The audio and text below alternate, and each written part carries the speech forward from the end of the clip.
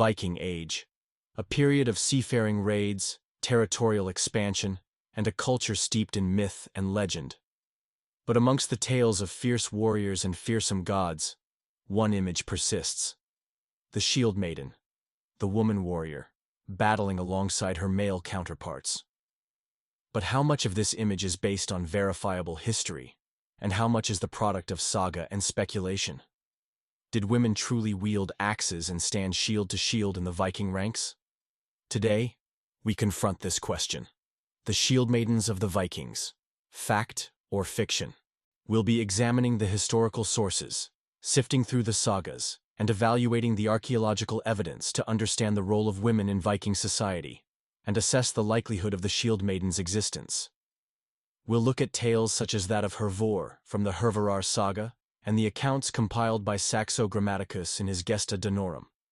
We'll also investigate fascinating archaeological finds like the Birka warrior grave, and assess what they tell us about this contentious topic. The sagas, epic tales passed down through generations and eventually written down, are a key source for our understanding of the Viking Age. They are rife with accounts of brave warriors, powerful kings, and women who defied traditional gender roles. One notable example is Hervor, daughter of the berserker Angantyr. The saga of Hervor tells how she disguised herself as a man, became a pirate, and sought out her father's tomb to claim the cursed sword, Tyrfing. It speaks of her strength, her determination, and her willingness to embrace a warrior's life. Hervor is portrayed as more than just a fighter. She's a leader, commanding respect and striking fear into her enemies. Similarly, Saxo Grammaticus, in his Gesta Danorum, describes numerous women who fought alongside men in battle. These accounts are often dramatic and fantastical, filled with heroic feats and exaggerated details. It's worth noting that Saxo was writing several centuries after the Viking Age, and his work is considered a historical narrative infused with his own political and moral viewpoints. The challenge lies in interpreting these literary sources. While they offer a glimpse into the cultural imagination of the time, it's important to remember that sagas are not straightforward historical documents. They are stories, subject to embellishment, exaggeration, and the biases of their authors. Furthermore, these are writings made well after the Viking Age. Contemporary accounts, such as those from Arab travelers who encountered Vikings, tend to focus on their trade and aggression, and make no mention of a large female fighting force. The most compelling piece of physical evidence comes from the Birka warrior grave, designated BJ 581. Located in Sweden, this grave contained a skeleton buried with a full set of warrior's equipment, including a sword, axe, spear, arrows, and 2 horses.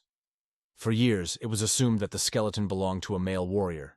However, in 2017, a team of researchers conducted a detailed osteological analysis of the skeletal remains.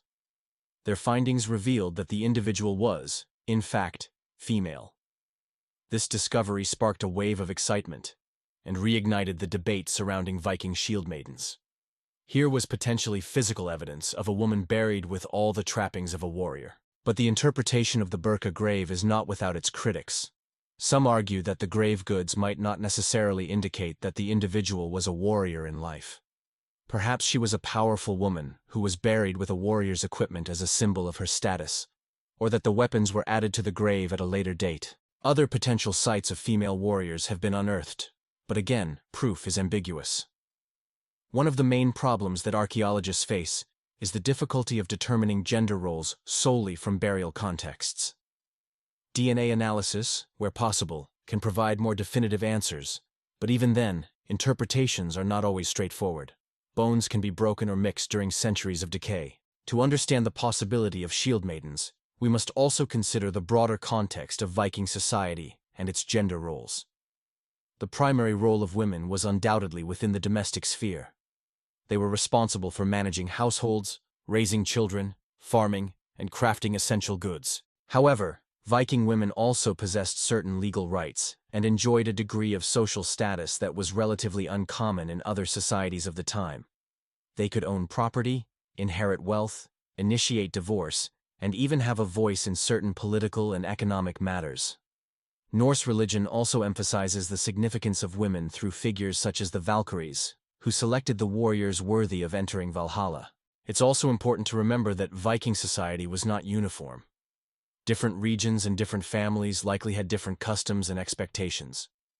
It is plausible that some women, particularly those from powerful or wealthy families, may have had more opportunities to deviate from traditional roles and even participate in combat, especially under extraordinary circumstances. So, did Viking shieldmaidens truly exist? The answer, like much of history, is complex. The sagas offer tantalizing glimpses of women warriors, but their literary nature demands cautious interpretation. The archaeological evidence, particularly the Birka grave, provides compelling but not conclusive proof. While the popular image of shieldmaidens may be somewhat romanticized, the possibility of women participating in combat during the Viking Age cannot be completely ruled out. Further research and analysis are needed to fully understand the role of women in this fascinating era. The story of the Vikings is always being revisited, and there are many things yet to unearth. Consider the past, look to the future, and never stop learning.